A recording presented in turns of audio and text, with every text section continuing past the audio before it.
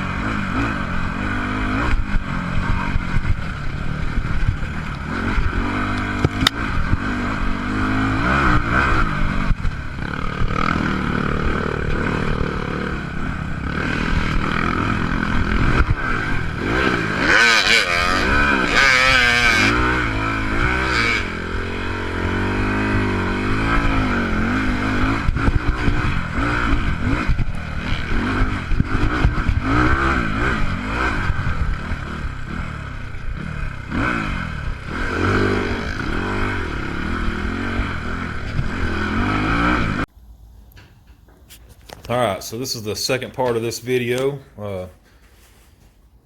I've just finished cleaning up the bike.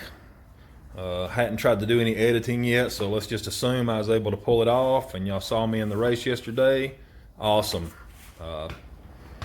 If I wasn't able to pull it off, well, hey, I did all I could do. So anyway, the bike's cleaned up. You can see I just wanted to talk about a few things.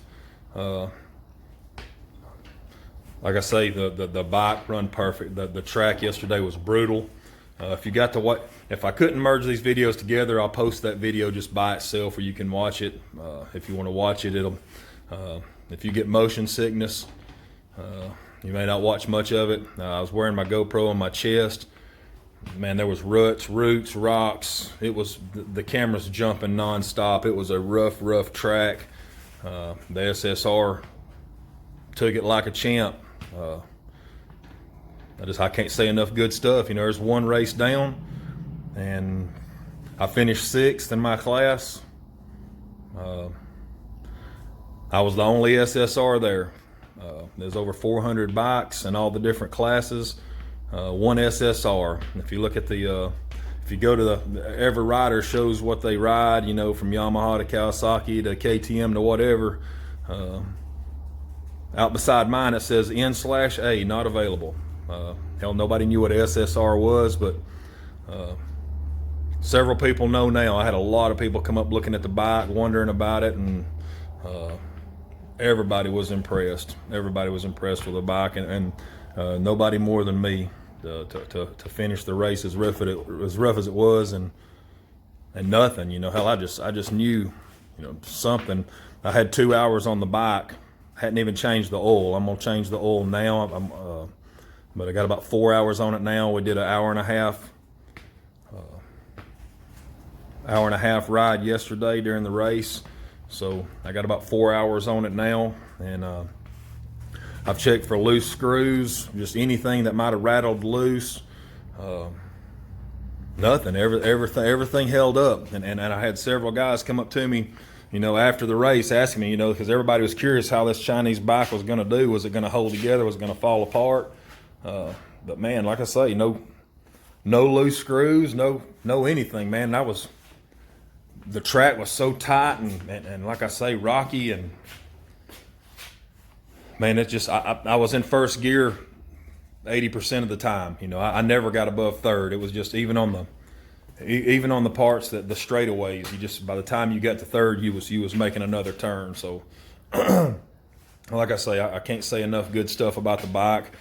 I went into the race thinking, you know, if you're watching videos on these things and you're thinking you want to get one, you're probably, you know, taking in everything you can. And I'm still, you know, anything I can find on it, I'm watching. And there's a guy that's put the electron carb on there and tells you all the good stuff about it. And I was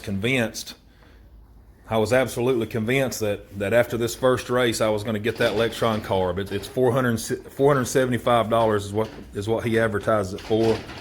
And you know, I don't know, plus shipping and all that, I'd imagine you're looking at $550 or so for a carburetor. So I was preparing to buy that carburetor. Well, I can tell you right now, I'm not doing shit to this bike. That carburetor, I don't know what it could have done better. I really don't. I mean, it did everything I needed it to do. I hadn't adjusted those needles on that carb. You know, anytime I've messed with needles on a carburetor, the damn things have never run right again. So it is factory. The needles, everything are factory set.